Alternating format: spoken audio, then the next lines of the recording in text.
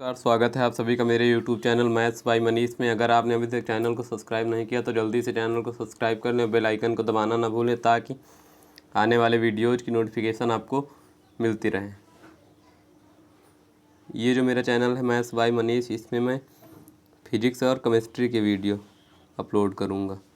और अगर आपको इंटर तक के मैथ के या कंपटीशन लेवल मैथ के वीडियो देखने हैं तो आप मेरे YouTube channel Manish maths classes को सब्सक्राइब कर लीजिए। मैथ्स बाय मनीष में मैं बीच बीच में शॉर्ट ट्रिक्स के वीडियो भी डालता रहूँगा मैथ्स के। तो अगर आपने अभी तक मेरे चैनल को सब्सक्राइब नहीं किया तो सब्सक्राइब कर ले दोनों चैनल को। आज मैं आप लोगों के लिए लेके आया हूँ फिजिक्स में। आज पहले हम देख लेते इसमें। पहला है कि वैद्युत आवेश होता क्या है। तो इसकी डिफिनीशन क्या है वैद्युत आवेश की,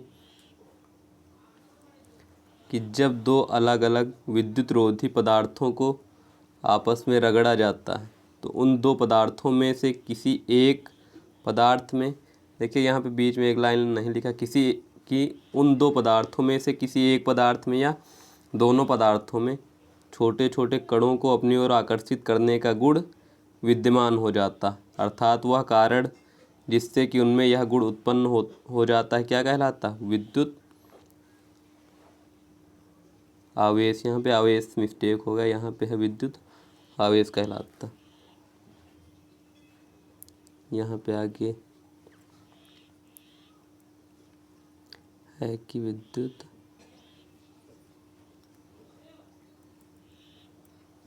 यहाँ पे आवेश है, आवेश लिख लेना आप लोग, कि किसी पदार्थ के वैद्युतमय हो जाने पर यह कहा जाता है कि पदार्थ ने आवेश ग्रहण कर लिया है।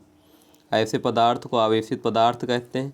आवेश दो प्रकार के होते हैं, पहला होता है धनावेश और दूसरा होता है ऋणावेश। तो ये थी वैद्युत आवेश की डिफिनीशन। ये खासकर ये वीडियो है 12th के लिए, जो फर्स्ट चैप्टर है कि वैद्युत आवेश होता क्या है, कि जब दो अलग अलग विद्युत रोधी पदार्थों को हम आपस में रगड़ते हैं तो क्या होता है कि दोनों पदार्थों में छोटे छोटे कणों को अपनी ओर आकर्षित करने का गुण विद्यमान हो जाता है। यही क्या कहलाता है, वैद्युत आवेश कहलाता है। आवेश दो प्रकार का होता है, पहला धनावेश और दूसरा ऋणावेश। नेक्स्ट आगे बढ़ते हैं।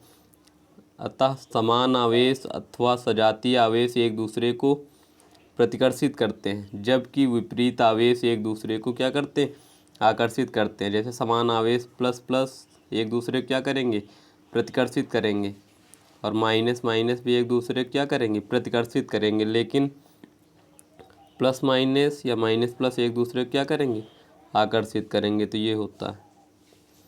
अब इसमें है नोट कि सामान्य अवस्था में किसी भी पदार्थ में आवेश शून्य होता है, परंतु यदि उस पदार्थ से इलेक्ट्रॉन निकाल लिए जाएं तो वह पदार्थ धनावेशित हो जाता है, परंतु यदि उस पदार्थ को इलेक्ट्रॉन दे दिए जाएं तो वह पदार्थ ऋणावेशित हो जाता है। किसी वस्तु के विद्युतीकरण के लिए इलेक्ट्रॉन ही उत्तरदायी है, न कि प्रोटॉन, क्योंकि प्रोटॉन को नाभिक से निकालना आसान नहीं होता है। तो ये है कि सामान्य अवस्था में किसी भी पदार्थ में आवेश शून्य होता है, परंतु यदि पदार्थ से इलेक्ट्रॉन निकाल लिए जाएं तो पदार्थ धनावेशित हो जाता है, परंतु यदि उस पदार्थ को इलेक्ट्रॉन दे दिए जाएं तो वह पदार्थ क्या हो जाता है, ऋणावेशित। ये क्यों होता है, क्योंकि प्रोटॉन तथा इलेक्ट्रॉन बराबर होते हैं। जैसे फॉर एग्जांपल, जैसे कि अगर 10 प्रोटॉन है, प्रोटॉन पॉजिटिव होते हैं और इलेक्ट्रॉन 10 होंगे, वो तो क्या होंगे, निगेटिव होंगे। तो अगर इससे हम इलेक्ट्रॉन निकाल लें, मान लो यहाँ से 4 इलेक्ट्रॉन निकाल लिया, तो इलेक्ट्रॉन कितने बचेंगे, 6 बचेंगे। तो अब प्रोटॉन ज़्यादा रहेंगे तो पदार्थ क्या हो जाता है, धनावेशित हो जाता। और अगर हम इसको मान लो 6 इलेक्ट्रॉन दे देते हैं, 6 इलेक्ट्रॉन इसको दे दे तो इलेक्ट्रॉन कितने हो जाएंगे, 16, ऋणात्मक आवेश रहेगा। तो अब पदार्थ क्या हो जाएगा, ऋणावेशित हो जाएगा। ये होता है। तो इसीलिए यहाँ पे कहा गया कि यदि यहाँ पे देखिए, ये है पॉइंट कि सामान्य अवस्था में किसी भी पदार्थ में आवेश शून्य होता है, परंतु यदि उस पदार्थ से इलेक्ट्रॉन निकाल लिए जाएं तो वह पदार्थ धनावेशित हो जाता है, और यदि उस पदार्थ को इलेक्ट्रॉन दे दिए जाएं तो वह पदार्थ क्या हो जाता है, ऋणावेशित हो जाता है। ये इसीलिए बता दिया मैंने। अब है इसके बाद आवेश का संरक्षण। तो आवेश का संरक्षण क्या होता है कि आवेश ना तो उत्पन्न किया जा सकता है और ना ही नष्ट किया जा सकता। आवेश बराबर होता है Q बराबर NE या Q बराबर प्लस माइनस NE, जहाँ Q क्या है, Q है पदार्थ का आवेश, N क्या है इलेक्ट्रॉनों की संख्या तथा E क्या है इलेक्ट्रॉन का आवेश। तो सामान्य तौर पे हम क्या लेते, Q इक्वल टू हम हमेशा क्या लेते, NE लेते हैं, ज़्यादातर Q इक्वल टू NE लेते हैं। तो एक इलेक्ट्रॉन पर कितना 1.6 गुणे 10 की घात माइनस 19 कूलाम का ऋणावेश होता है। ये जो क्वेश्चन है, ये जो फार्मूला है, ये बहुत इंपॉर्टेंट, इससे बहुत क्वेश्चन सॉल्व करते हैं। Q इक्वल टू NE, कभी N निकालना रहता है, कभी Q निकालना रहता है। N दिया है, E दिया है, Q निकालना। तो जब नेक्स्ट वीडियो बनाऊंगा तो मैं इस क्वेश्चन से रिलेटेड न्यूमेरिकल्स में सॉल्व कराऊंगा। अभी ये मैं लेके आया हूँ, पहले आवेश फिर उसके बाद नेक्स्ट। तो ये हो गया कि आवेश ना तो उत्पन्न किया जा सकता और ना ही नष्ट किया जा सकता। और Q इक्वल टू होता है NE, जहाँ Q पदार्थ का आवेश, N इलेक्ट्रॉनों की संख्या तथा E इलेक्ट्रॉन का आवेश है। एक इलेक्ट्रॉन पर 1.6 गुणे 10 की घात माइनस 19 कूलाम का ऋणावेश होता है। अब इसके बाद है कि कूलाम का नियम, ये बहुत इम्पॉर्टेंट कि कूलाम का नियम क्या होता है कि दो स्थिर बिंदु आवेशों के बीच लगने वाला आकर्षण अथवा प्रतिकर्षण, क्योंकि वैद्युत है तो वैद्युत बल आकर्षण तथा प्रतिकर्षण दोनों प्रकार का होता है। अगर गुरुत्वाकर्षण बल होता तो केवल आकर्षण बल होता। तो जो उसमें डिफरेंस होता है इन दोनों के बीच में, मेन डिफरेंस यही होता है कि वैद्युत बल क्या होता है, आकर्षण तथा प्रतिकर्षण दोनों प्रकार का, और गुरुत्वाकर्षण केवल आकर्षण बल होता है। तो कूलाम का नियम कि दो स्थिर बिंदु आवेशों के बीच लगने वाला आकर्षण अथवा प्रतिकर्षण बल दोनों आवेशों की मात्राओं के गुणनफल के अनुक्रमानुपाती तथा उनके बीच की दूरी के वर्ग के व्युत्क्रमानुपाती होता है। यह बल उन आवेशों को मिलाने वाली रेखा के अनुदिश होता है। तो ये जैसे यहाँ पे फिगर है कि दो स्थिर बिंदु आवेश Q1 और Q2 हैं और इनके बीच की दूरी R है। तो यहाँ पे क्या कहा गया कि दो स्थिर बिंदु आवेशों के बीच लगने वाला आकर्षण अथवा प्रतिकर्षण बल जो होगा F, आवेशों की मात्राओं के गुणनफल, मतलब Q1 और Q2 का जो गुणनफल Q1 Q2 होगा उसके क्या होगा, अनुक्रमानुपाती, तथा उनके बीच की दूरी के वर्ग, दूरी क्या है R, तो इसका वर्ग क्या होगा R², तो दूरी के वर्ग के व्युत्क्रमानुपाती होता है। तथा यह बल उन आवेशों को मिलाने वाली रेखा के अनुदिश होता है। तो यहाँ पे मान लिया कि माना दो बिंदु आवेश Q1 व Q2 हैं तथा उनके बीच की दूरी R है और उन आवेशों के बीच लगने वाला बल F निम्न बातों पर निर्भर करता है। तो पहला देखिए, पहला क्या कहा गया है कि पहला है कि F अनुक्रमानुपाती Q1 Q2, यहाँ है ना कि बल उन दोनों, यहाँ पे पहले मैं इसको क्लियर कर देता हूँ पूरा।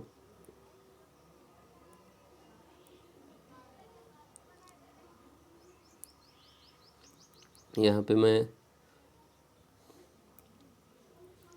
ये दोबारा, नहीं तो उसमें काफ़ी लाइनें हो जाएंगी तो फिर समझ में नहीं आएगा। ये कि बल दोनों आवेशों की मात्राओं के गुणनफल के अनुक्रमानुपाती। तो देखिए यहाँ पे बल है F और आवेश Q1 Q2, तो उनका गुणनफल क्या होगा Q1 Q2, तो इनके अनुक्रमानुपाती। पहला है कि F अनुक्रमानुपाती Q1 Q2, फिर दूसरा क्या कहें कि उनके बीच की दूरी के वर्ग के व्युत्क्रमानुपाती होता। तो यही इसीलिए F व्युत्क्रमानुपाती R², F व्युत्क्रमानुपाती R² लिखा गया। तो जब दोनों को मिला देंगे हम तो क्या बनेगा कि F अनुक्रमानुपाती Q1 Q2 अपान R², ये बनेगा कि F अनुक्रमानुपाती Q1 Q2 अपान R²।